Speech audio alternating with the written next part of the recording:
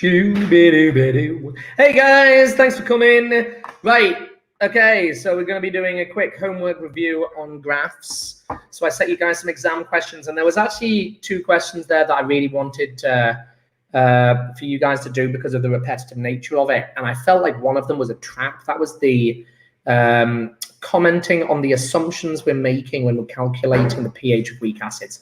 So I'm going to come to that in a second. I'm going to share my screen. Let's crack on quick as we can. My laptop's been having, I had an absolute disastrous year 11 lesson, absolute disaster. I'm going to try and go to my, I'm just going to quickly find my YouTube video because it says there I'm live. That's the one. Pause that. And then I'm going to move that. I'm going to pop out the chat window and then move that over to the side. Cool. Everyone seems to be there, which is great. I'll close that one. Right. What I'm then going to do is usual thing, crash my computer. Let's see what happens.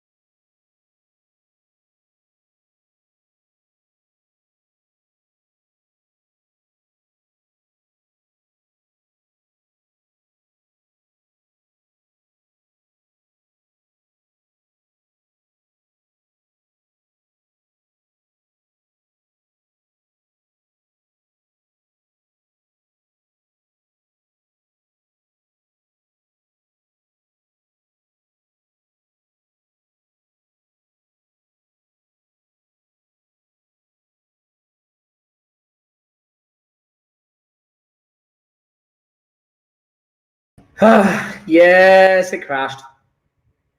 I think it's tablet crashed. There is no rhyme nor reason as to why it's actually doing this. It takes my computer a minute and a half to get back onto it. But yeah, can't figure it out. Go figure. Share screen. Let's share screen. Try again. You see, it won't crash this time. It's never actually crashed twice. It would be hilarious. It's device manager. It would be hilarious if it actually did it for the first time twice in a row. It won't. And no, it won't. It never does it. Oh, hang on a sec. I better probably minimize that. There we go. Let's see what that does. Nope. That one. Disable. It's not going to crash again.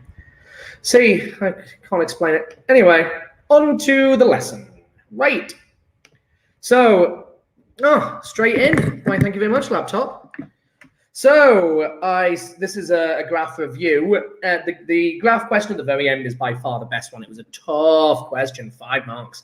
So, it started off nice and easy. We realized that we can't really separate out these. I mean, you can kind of separate out the graph questions, but it's not really worthwhile doing it. I think there's great value in going through these questions. Anyway, so write the equation for the dissociation of benzene carboxylic acid, and it's given you the formula. So and this is the dissociation. Yep. You see, so easy. C6H5COOH, and it's in equilibrium since it's a weak acid. So easy to do. Bad habits. C6H5COO minus and H plus. I like it. Include state symbols. So that's going to be interesting. So this one's going to be aqueous. That one's going to be aqueous, and that one's also going to be all going to have aqueous symbols. Next, write the expression for Ka. By the way, loads of people will forget the state symbols. Yeah, it says it in the question, but it's so easy. Once you get into the swing of things, it's easy to forget. Write the Ka expression. Ka equals, again, very common for students to forget. Yeah, and then C6H5COO minus, all over square brackets, C6H5COOH. I like it. Next, calculate the pH of a saturated solution of benzene carboxylic acid at 25 degrees. Okay, so solubility. Bing. So at 25 degrees Celsius is there. They've given us the concentration in grams per liter. So first step that we need to do is we need to turn grams per liter into moles per liter. That seems very reasonable. So, of course, because the dm stays the same, we're just going from grams to moles, and we're using grams over rams for that. Well, one of the best things is I think they've given us the MR. That's nice of them, isn't it? So straight away, all we actually have to do is take that number and divide it by the relative molecular mass, which is 122.1. So 3.44 divided by 122.1. Let's check if all my numbers in. Yeah. So first thing, 0.0. Yeah, 25 degrees. Yeah. 0.0282. 3 sig fig, moles per dm cubed. I like it. That really was the understanding of it, so don't really need that, but it's nice to do it anyway, talk you through it. Okay, so now that we've got to moles per dm cubed, what we now realize is, of course, we're going straight into the Ka expression. Yeah, it's given us the Ka value, I believe. Yeah, it's given us pKa. Second conversion. So we need to turn pKa into Ka. Yeah, we need to turn that into Ka. And of course, pKa is the log of it. So we want to do 10 to the Ka value. Yeah, oh no, 10 to the minus Ka value, since we're doing the minus log of the pKa. Sorry, minus log of the Ka. So shift log minus, and the Ka value there is 4.2. That's going to, so 10 to the minus 4.2. The minus is the bit that everyone will forget. If you don't do it as a minus, shift log 4.2, you end up with a way different number. It's massive rather than being tiny. And you have a Ka value of it in the 15,000s. I'd like to think that everyone would be logical enough here to recognize when that's not the case. So 6.31 times 10 to the minus 5, the Ka value. Right, we're into our good old Ka expression roadmap. So Ka, which we now have, equals H plus. Now, the great thing is we've already written the Ka up here, so we can do the short form. H plus squared all over C6H5COOH. There's the false expression. Let's reorganize. Therefore, bring that over and then root it to get rid of the square. So root Ka multiplied by the concentration of the original acid. It's nice to do the rearrangement because that's going to be worth a mark. Yeah, and there's H plus concentration at the end of it. So we can run those numbers through. So the Ka value, which is on the calculator, multiplied by the concentration, which we calculated over there, 0.0282. Yeah, and then root answer. And I get a value of 1.33 times 10 to the minus 3. And that's the concentration of H plus minus log answer. And I get an answer of 2.86. Minus log answer.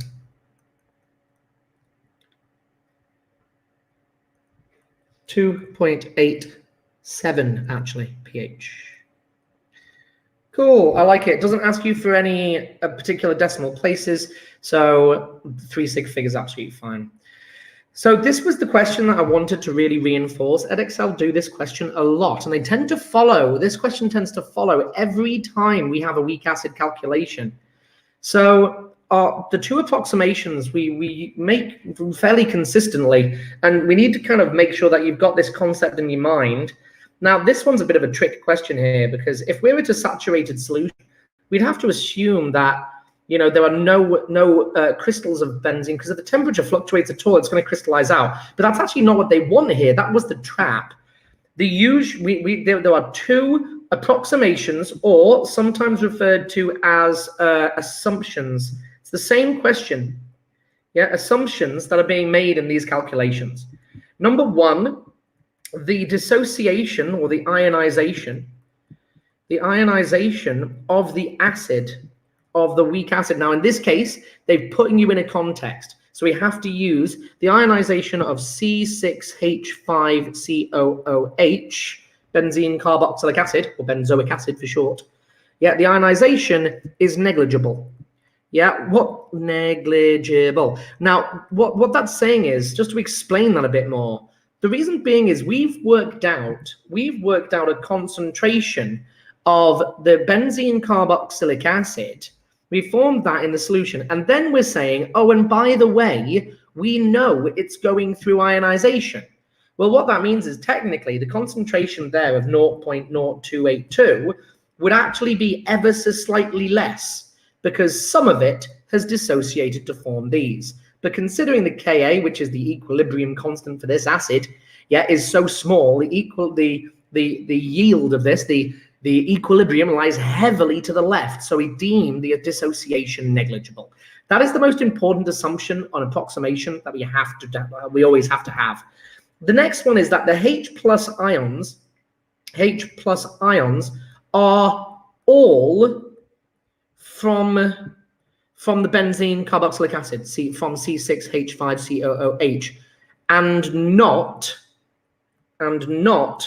from the ionization of water, not from water. Yeah. Those are the two assumptions. We make these two assumptions all the time, guys, in acid-base theory. Every time you're doing, don't be fooled by the question.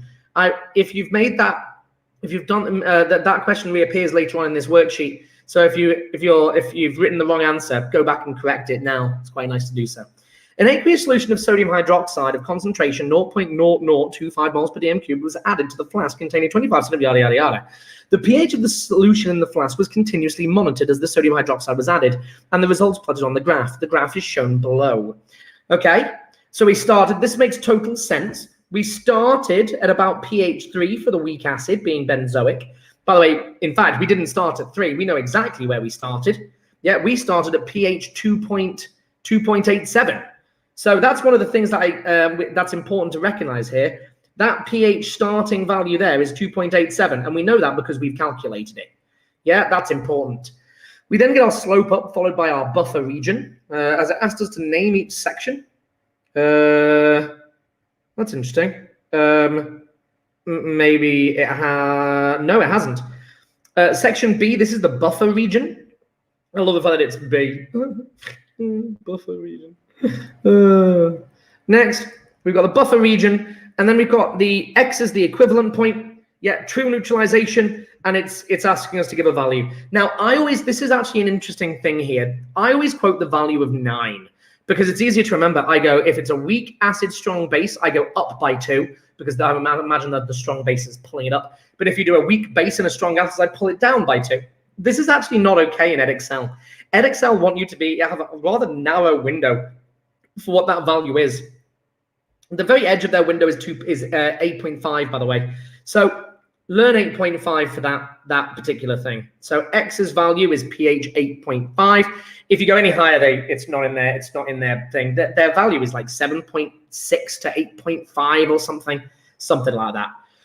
But 8.5 is a good number. I like it because it's closer to 9. Then we need to justify why it's higher. So why is it higher?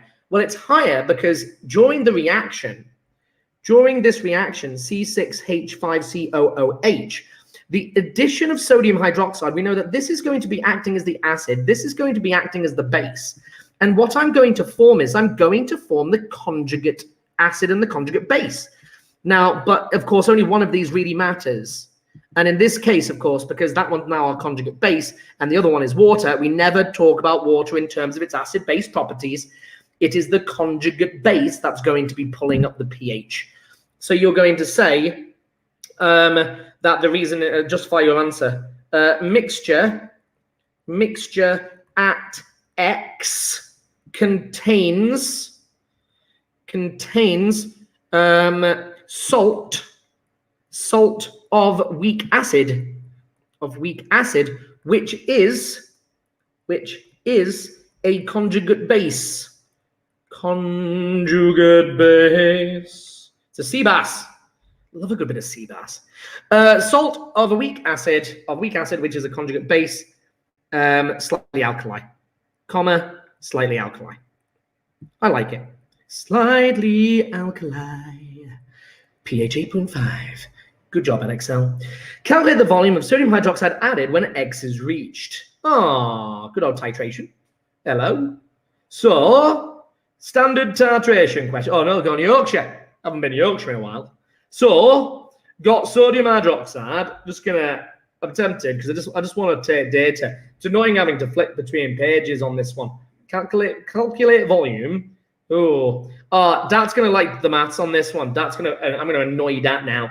So we know that this reaction that's occurring is a 1-to-1 ratio.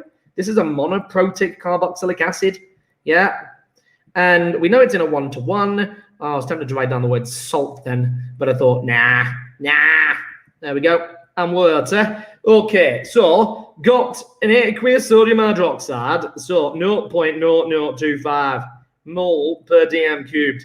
I'm going to put molar just because it's easier. It saves me having to go into the line. You're not allowed to use this unit. It's an old unit. Was added to the flask containing 25 centimeters cubed of 0.0020 molar benzene carboxylic acid. Okay, so what we want is the volume of this guy is V. So what we can do is 1-to-1 ratio. So work out moles. Now, right, Dad's not going to like this. Dad's going to be like, well, hang on a minute, you can do this in a cheat because it's a 1-to-1 ratio. You can use C1V1 equals. No, I don't want to do it, guys.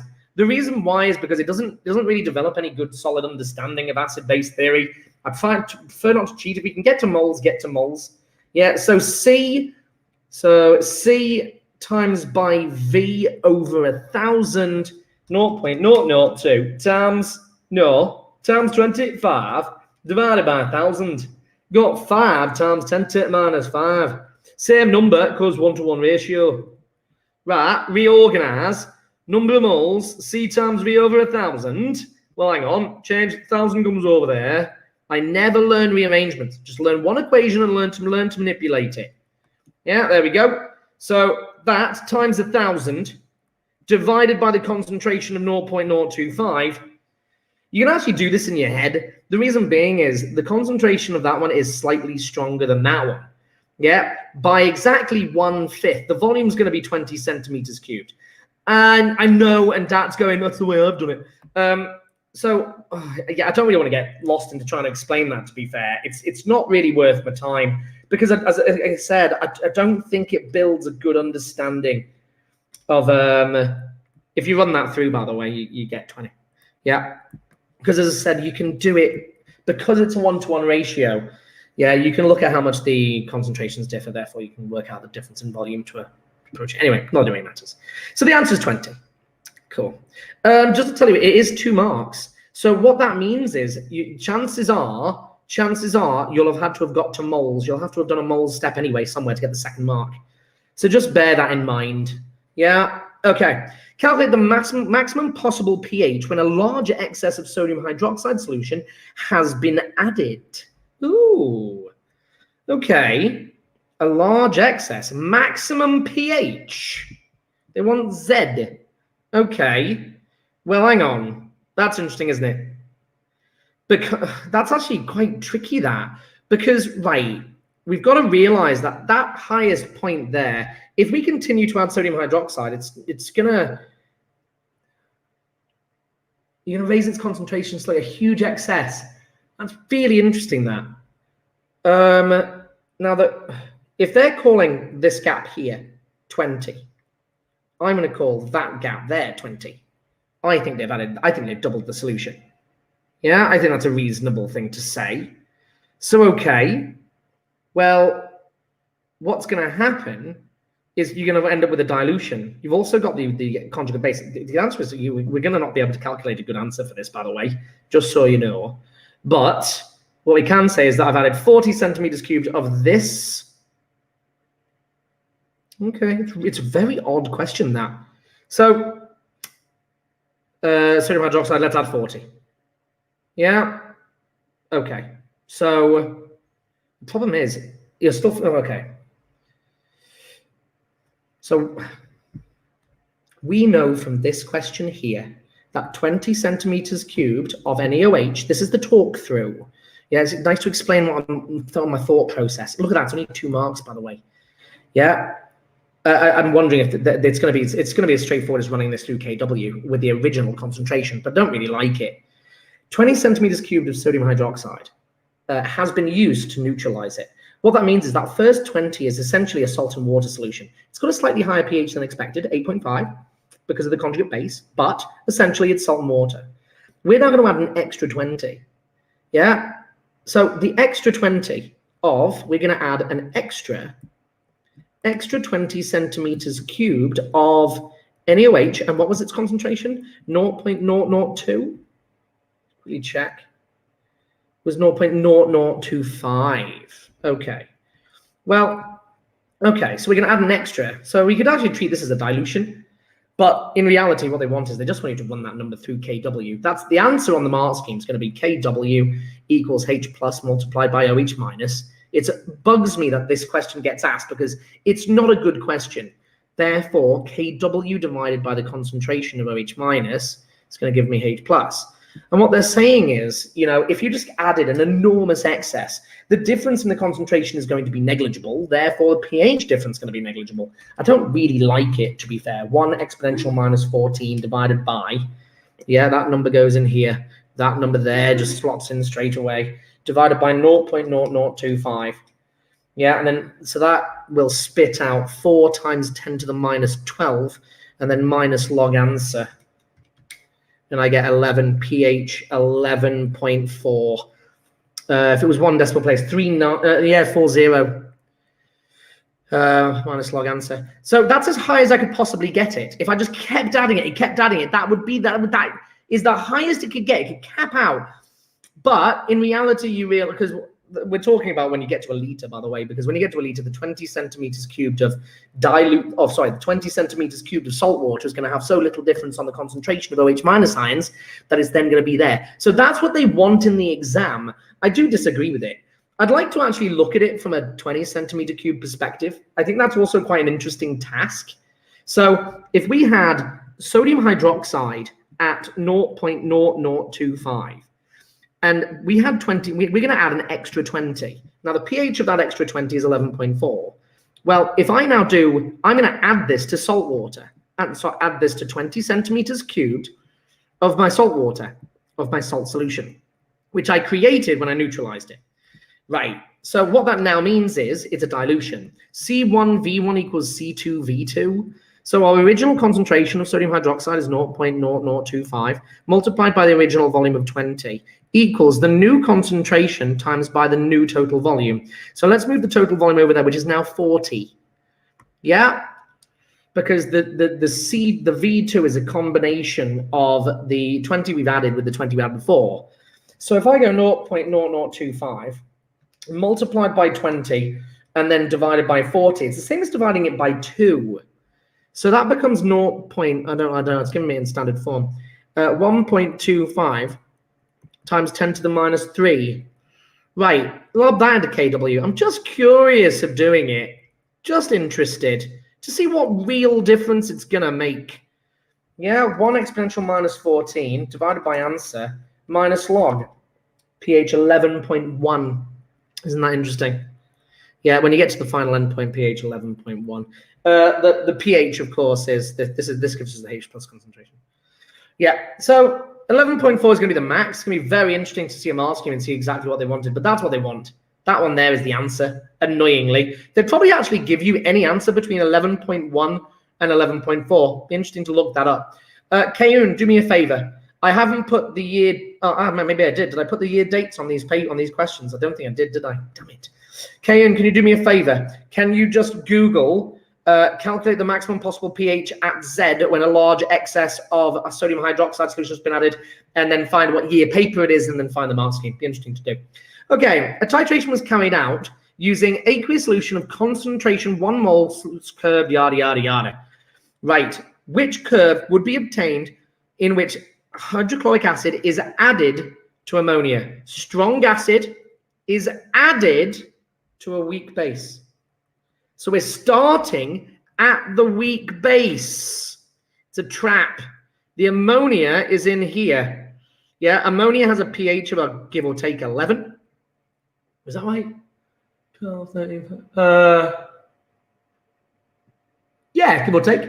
Yeah, it's about 12, about 11. So we're going to go from 11.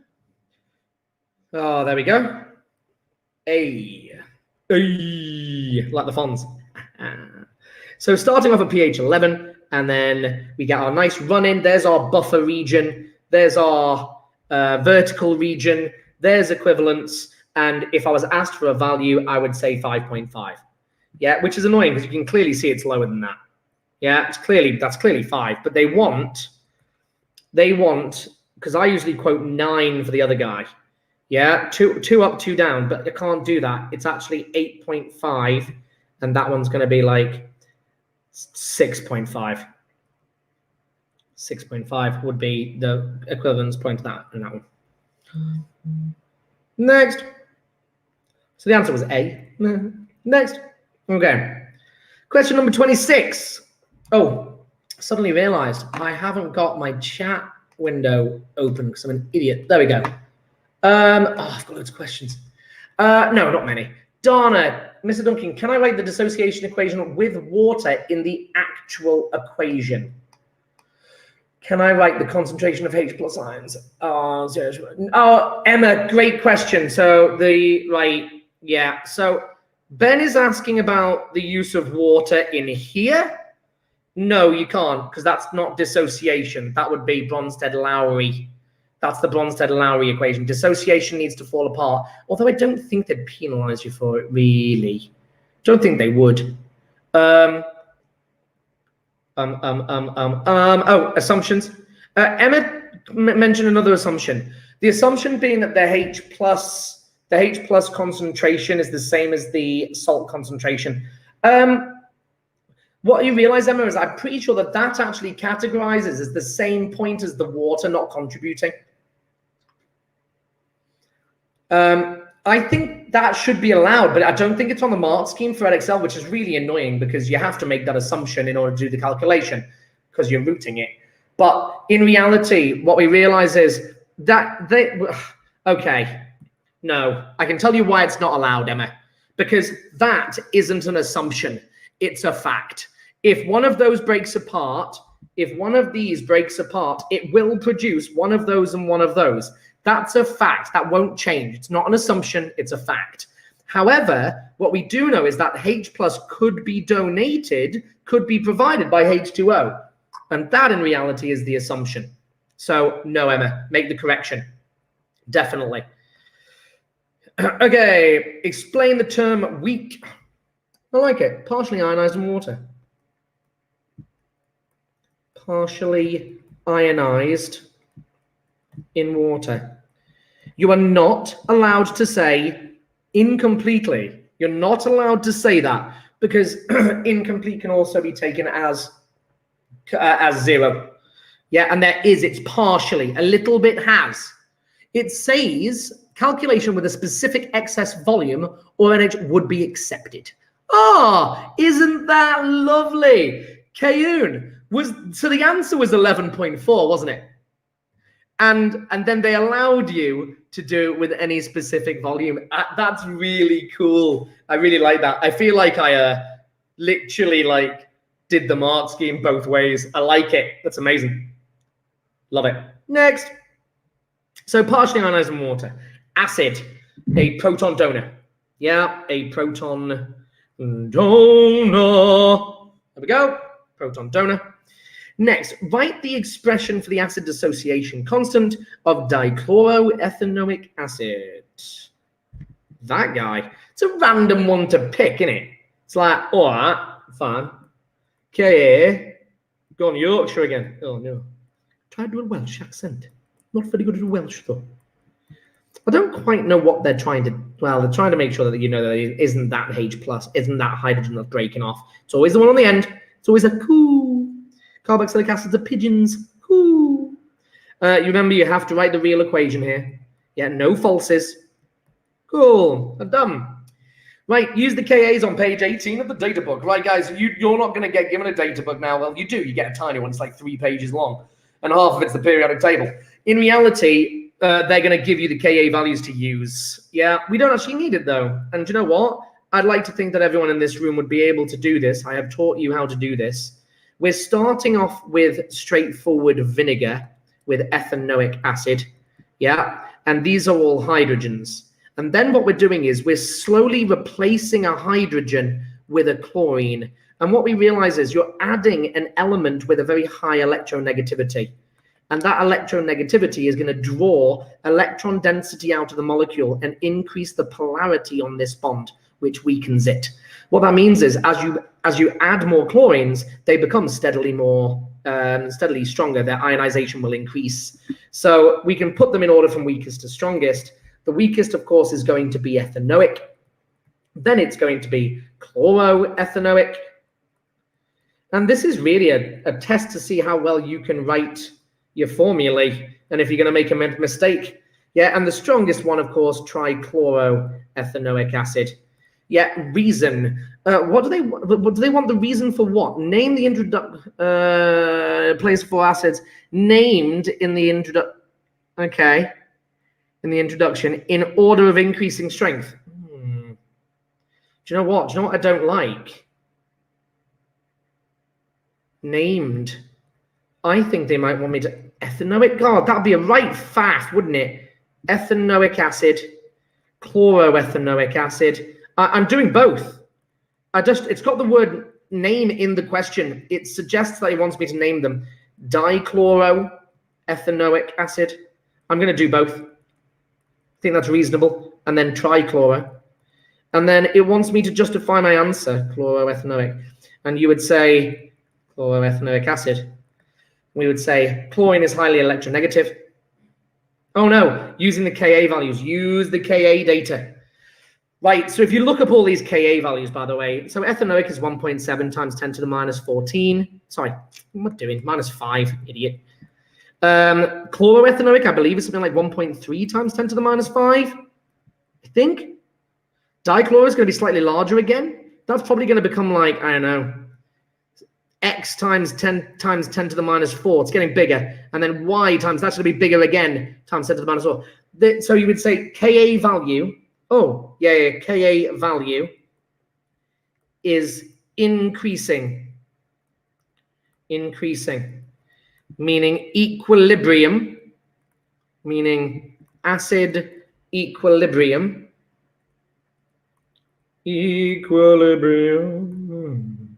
meaning acid equilibrium lies further to the right.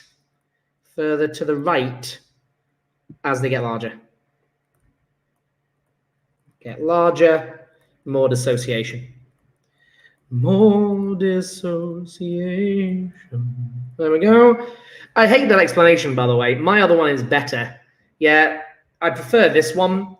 Yeah, but the problem is they want you to use the data. So I guess given the explanation with chlorine and electronegativity wouldn't get a mark. Ria, unfortunately, that is correct. I can't emphasize enough the importance. This is where, you know, even I would have made that mistake in an exam like this, Ria. It's totally not. I'm looking at the mark scheme and they accept the answer, but I cannot use the answer as an assumption anymore. Can I not use that answer as an assumption anymore? Are you relating this back to the previous question, Emma? Ria, I would, yeah, if they use the Ka data and explain. Oh, hang on a minute. State how the order has been given, deduced from the Ka data. There you go. You have no choice, Ria. They accept on the mark scheme. Okay. You can have that as assumption number 3, Emma. I would avoid it as best I can. Edexcel, by the way, here's a really interesting thing for you just to notice. That question there, you're telling me that they allow in the mark scheme in this question, and you can ask Kaya in what year paper it was, they allow you to say that H plus and is equal to the salt. Yeah, that's what you're saying that they allow in the mark scheme. But I bet you, if you look up the next one, there, if you look up this one, it won't be on the mark scheme. Like, this is how Edexcel, you have to learn to kind of like do like family fortunes, like pick the top answers and stick with them, but they're a bit unpredictable. But it's it's a very good assumption. I don't mind you saying it. Sorry, Emma. Anyway, go the pH of ethanoic acid, right? Ka equals H plus. It's 4 marks, this, guys. You've got to go the whole way with this, guys. Whole way. Yeah, all over. Can I just point out they're really strict on the square brackets thing as well? It's really stupid. So then we say, therefore, the Ka is equal to H plus squared all over the original acid, CH3, cool, carboxylic acids. Rearrange, root Ka times by the ethanoic acid concentration. Same assumption. Sorry that I've gone into the assumptions box here, guys. I know it's all meant to be here, but I just ran out of space. Yeah, it's going to give me Ka is root 1.7 exponential minus 5 multiplied by 0.1. So that answer is 4.12 times 10 to the minus 4, 1 mark for the rearrangement, minus log answer, minus log answer, and I get pH 3.38. Right, what assumptions have I made? I make the same ones. Yeah, assumption 1. This is why I've deliberately done this. Yeah, assumptions, because I wanted you to see on the mark scheme how repetitive this is. It is the first assumption given for the vinegar question as well. Okay. Die. I don't like it, but sure, I don't like it. I like to say that the dissociation, my top answers, you can do whatever you like, Emma. If you want to go with that routine, either one. Dissociation of CH3, COH is negligible. So concentration, conc still 0.1 molar. Can't write molar in your exam or conc, I get it. Number 2, H plus ions are all from ethanoic acid and not water, and not from dissociation of water. You can also put that the dissociation of water is deemed negligible. Stupid. I prefer saying that. And assumption number 3, yeah, H plus concentration is equal to the salt concentration. I just don't like that one. I feel like there have been times when it's not been on a mark scheme. I got 2 points just horizontal. Mr. Duncan, just another question. When identifying buffer regions, what exactly are we looking for? Are we just looking for a semi-horizontal line? Also, how do we distinguish between buffer regions and just horizontal-ish lines? Also, I got 2.8 as my I got 2.88 as my pH. Oh, what did I get? What have I done? What have I done?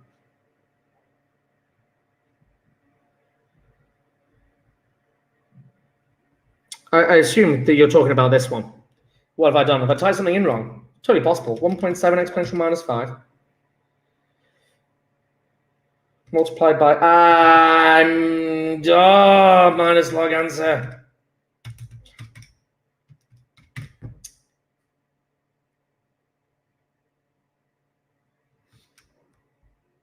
Ka 1.7.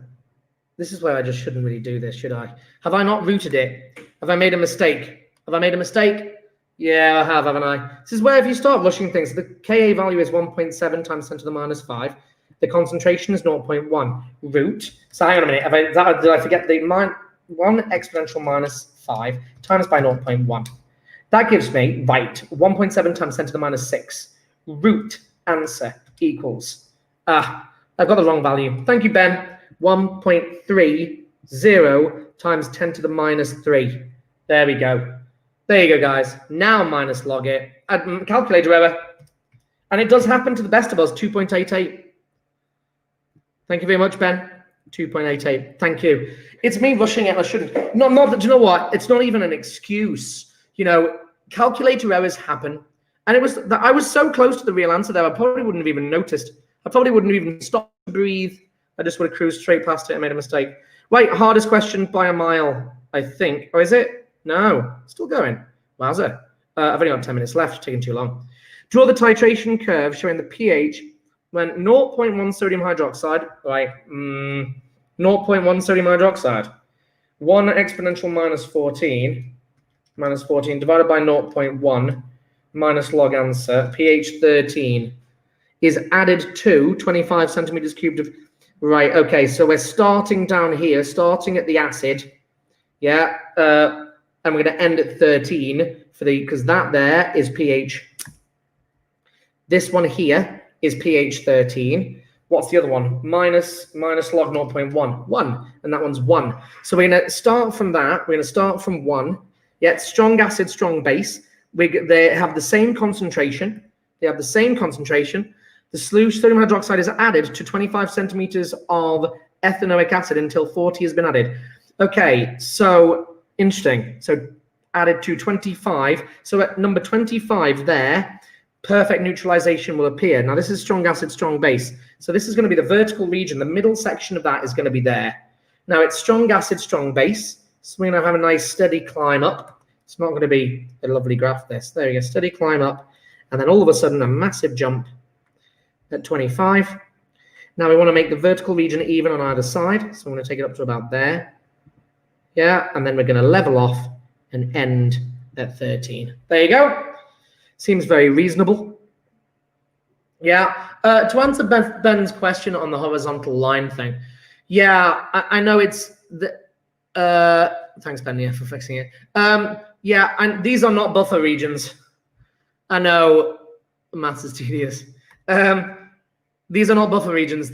I'm doing buffers soon, Ben. They're coming up very, very soon, and it'll make more sense then. So I'll rope that question in. Remind me on the chat when we're doing that lesson.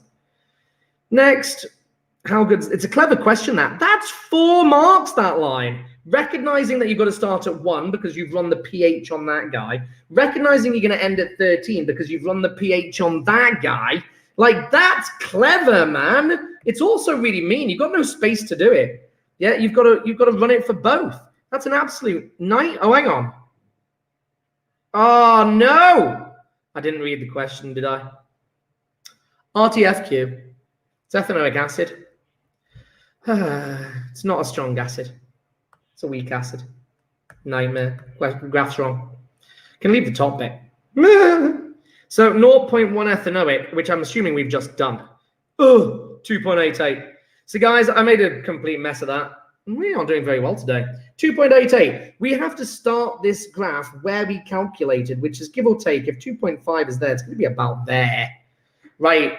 We're now going to get a buffer region as well. So we're going to get a slope up, and then we're going to get this almost horizontal buffer region, and then up. Yeah, there we go. So there's 8.5. Should be done in the middle of the vertical. There we go. Pretty much spot on. Nice. So there's the graph. I know, guys, it's an absolute nightmare. Stop. 1 mark for starting there, 1 mark for ending there, 1 mark for the slope in and the buffer region, and the last one is for the vertical section with it being slightly high with an equivalence point of about 8.5, give or take. Don't mock me. So it is a buffer region if it's a weak acid. Or am I mad confused? Yes, it's now a buffer region. Yeah. Yes, that's correct. This now here becomes the buffer region. Yeah. There we go. Buffer region. Anyway, next. Ethanoic acid plus chloroethane. Oh, okay, nice. So we know it's stronger. So we're running out of time. COO and it's H2 plus CCl3 COO minus. And then name the acids and the conjugate. Okay, so that's the base. That's the acid. So link the two together. That's your conjugate acid. And that is your conjugate base, your CBAS. Love it. Next. So 1 mark for both of those being correct and 1 mark for all of those being correct. Mr.